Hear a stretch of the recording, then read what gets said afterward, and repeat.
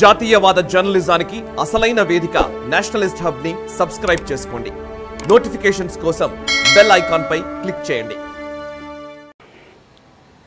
స్వామి పరిపూర్ణానందగా parliament అభ్యర్థిగా హిందూపురం నుండి నా యొక్క అభ్యర్థిత్వాన్ని ఖరారు చేయాలని పార్టీకి చెప్పడం జరిగింది. హిందూ సంఘాలు, హిందూ నేతలందరితో కూడా నేను మాట్లాడడం జరిగింది.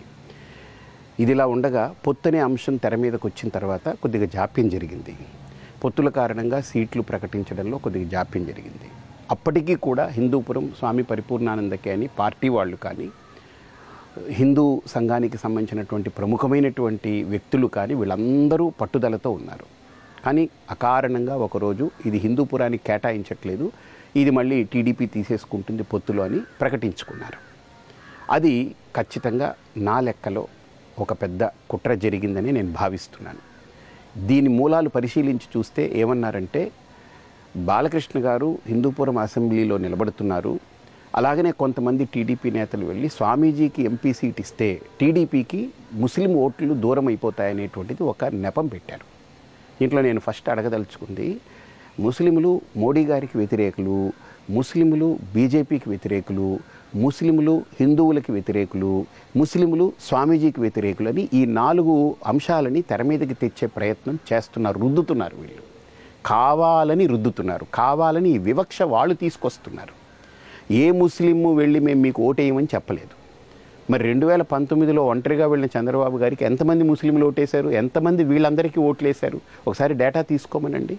కాబట్టి వీళ్ళు కావాలని ఇటువంటిది ఏదో తీసుకొచ్చి బీజేపీని శాశ్వతంగా ఈ సమాజం నుంచి దూరం చేయాలంటే ఇది ఒక పెద్ద అవకాశం అనేటువంటి భావన కనపడుతుంది నా దృష్టిలో అయితే. కాబట్టి బీజేపీ వాళ్ళు దీనికి ఎలా స్పందిస్తారో తెలియదు. నాకు వాళ్ళు స్పందించి సీట్ ఇవ్వలేదు, మొత్తం మీద వాళ్ళ దారిలోకి వెళ్ళిపోయినట్టుగా అనిపించింది. అందుకే ఏ సమాజం అయితే పెద్ద ఎత్తున నా మీద ఆశలు పెట్టుకున్నాయో, ఎవరికైతే నేను భరోసా ఇచ్చానో, నేను నా మాటకు కట్టుబడి హిందూపురం ఎంపీగా పోటీ చేస్తున్నాను. ఇప్పుడు స్వతంత్ర అభ్యర్థిగా హిందూపురం అసెంబ్లీ కూడా పోటీ చేస్తాను. ఎందుకంటే ముస్లింల బెడద ఉందన్నారు కదా, ముస్లింలందరినీ గంపగుత్తగా వాళ్ళే వేయించుకోమనండి. హిందువులందరూ గంపగుత్తగా నాకు వేస్తే సరిపోతుంది. నాకు హిందూ ఓట్లు ఒకవేళ నిజంగా వాళ్ళు అనుకుంటున్నట్టు భ్రమపడితే, నేను జాబ్ ఫేర్ పెట్టినప్పుడు ఏ ముస్లిము హిందూ అనే తేడా చూడలేదు. నా ప్రవచనాల్లో ఎప్పుడు హిందూ ముస్లిం అని వాళ్ళని విమర్శించడం, తోలనాడడం, తప్పు మాట మాట్లాడడం అనేది నాకు తెలియదు. ఇప్పటిదాకా నేను ఎప్పుడూ చేయలేదు. కానీ దేశము ధర్మం అనేటువంటి అంశానికి నేను స్టిక్ ఆన్ అయినాను. నా దేశం నాకు గొప్ప, నా ధర్మం నాకు గొప్ప అనుకుంటాను. నా తల్లి నాకు గొప్ప అని నేను ప్రేమించుతాను. అంతేగాని ఊర్లో ఉన్న తల్లులు నేను తిట్టాల్సిన పని లేదు దానికని. కాబట్టి నా నోట్లో ఎప్పుడు దుర్భాష రాలేదు. కాబట్టి నన్ను ముస్లింలు వ్యతిరేకిస్తున్నారు, బీజేపీని ముస్లింలు వ్యతిరేకిస్తున్నారు, హిందువుల్ని ముస్లింలు వ్యతిరేకిస్తున్నారు, లేదా మన మోడీ గారిని వ్యతిరేకిస్తున్నారు అనేటువంటిది ఈ అబద్ధపు ప్రచారాన్ని, ముందు తప్పుడు ఆలోచనని సరిదిద్దుకోవాలని నేను విజ్ఞప్తి చేస్తున్నాను, వాళ్ళకి హెచ్చరిస్తున్నాను కూడా. ఎందుకంటే ఇటువంటి భావాలతో వెళితే ఖచ్చితంగా మీరు నష్టపోయేది ఎక్కువ శాతం ఉంటుంది.